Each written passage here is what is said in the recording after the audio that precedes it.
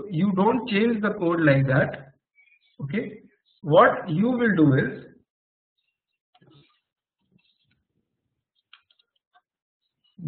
we can define something known as web driver.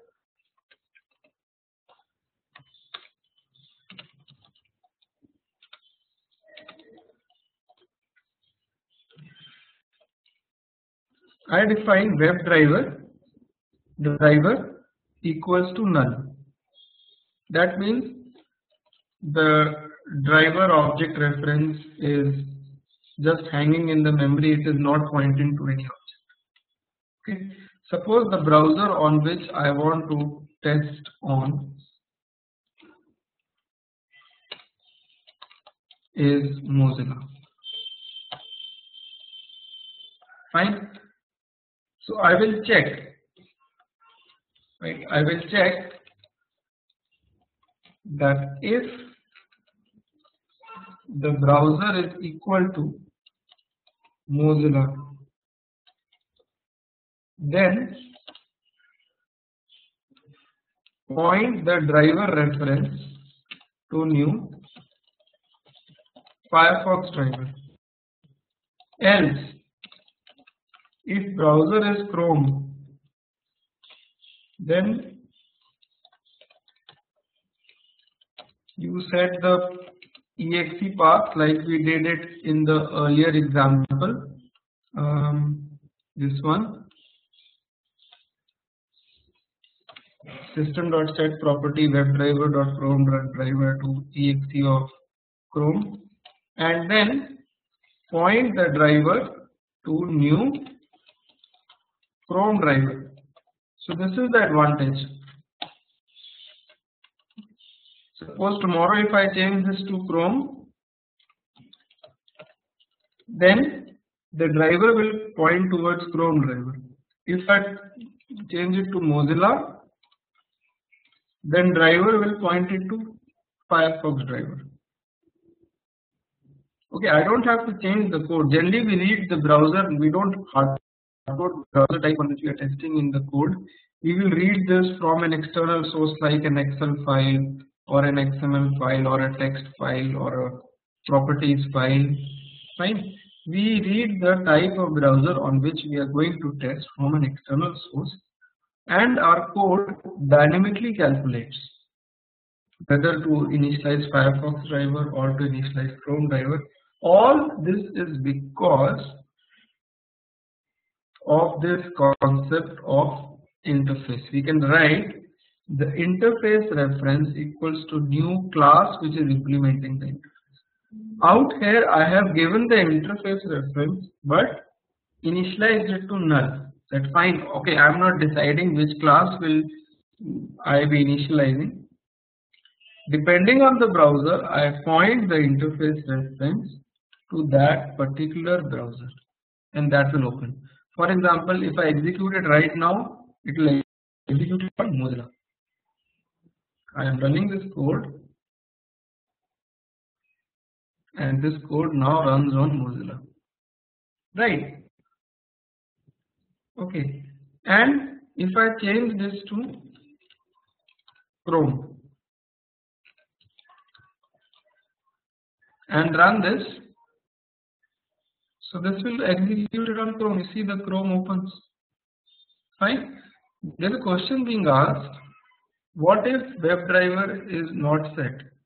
Well, you have to set it. If I remove this, you will get an error. What is driver? It will not be able to recognize driver. What is driver? It is something like if I write x equals to 100. Now what is x? If it is an integer or what is it? I have to write int x equals to 100. Right? You have to initialize your WebDriver. Out here I am declaring that driver is a reference of the type WebDriver interface. Okay, so for example, out here I can write phone P1 equals to null. On the next line I can write P1 equals to new Samsung. It is somewhat similar to this. WebDriver is null, but which driver it points to, Firefox driver or Chrome driver or I. You can put an else if statement for I also over here. Right? That can be actually found on the fly. Any questions from anybody? If you are confused, then let me know. Hi Ashish, this is Meeta and I have a question. Yeah. Yeah, so suppose I have a case wherein I have to test something on all possible browsers.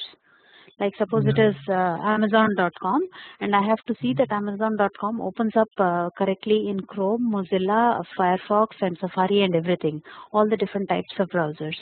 So all this, whatever you wrote, the string browser is equal to Chrome, that portion has to be passed in through some XML or some property file, right? Yes. We'll do that later on. We will actually pass this thing from an external source, or we can keep it in our test data as well, the browser on which we are going to test.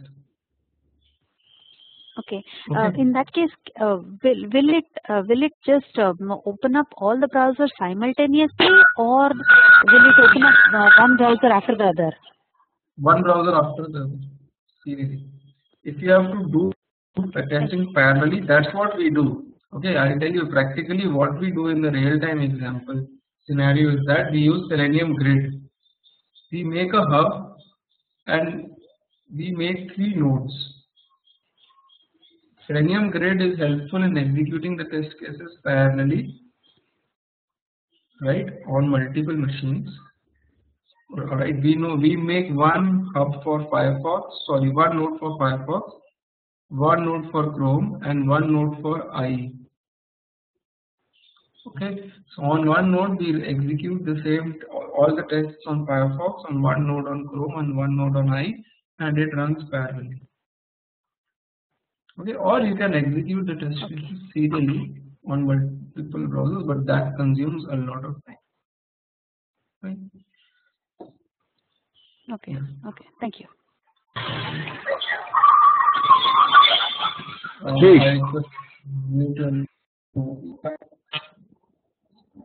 Yeah, this is Upinder. I have a question. What we see in real life, real time, on a browser, do we see the same thing on when we launch a browser through Selenium, or there is some difference in UI? No, there is no difference in UI. You see the same thing.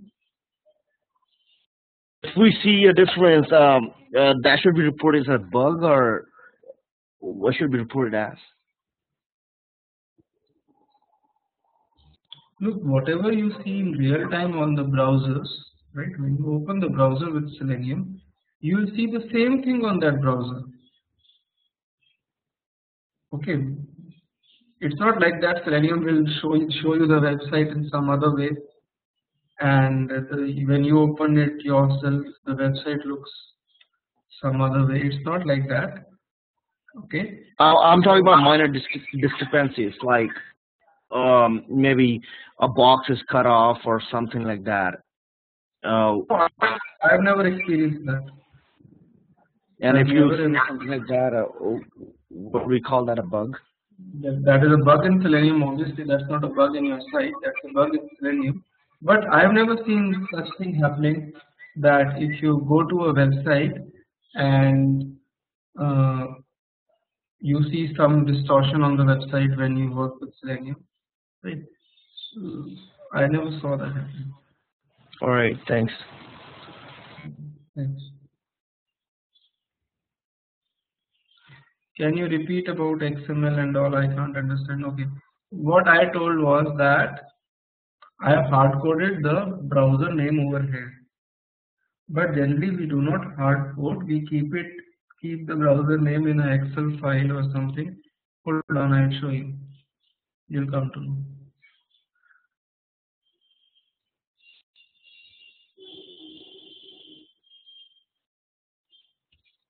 Just a minute.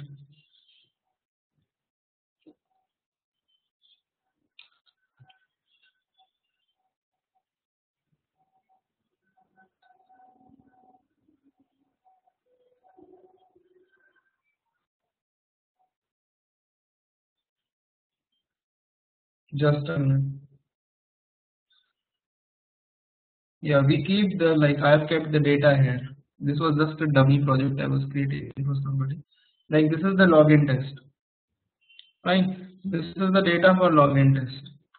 Now, in the data I have mentioned the browsers on which I am going to execute the test. Right. So that's what we read the browser names from here. Every data set will have its own set of browsers. Right. So that's what I was trying to tell you. Right now I've just hard coded it. Later on we'll read it from some external file like an Excel file or an XML file or some other file. Right. Any other question from anybody?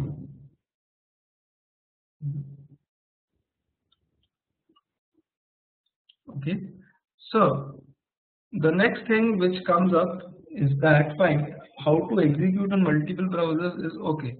You can initiate the WebDriver interface reference and you can initialize it to different driver on fly and you can reach a website. Okay. After that, all the commands are same in all the drivers. If I write driver dot, you get all the same commands because everything is implementing the WebDriver interface. Right. But the next thing which comes up is how to interact with the web page. How, what are IDs, what are XPath, CSS selectors, all those things. Fine. So we will look at them. I'll stop here for today because around 10 minutes are left and it's not enough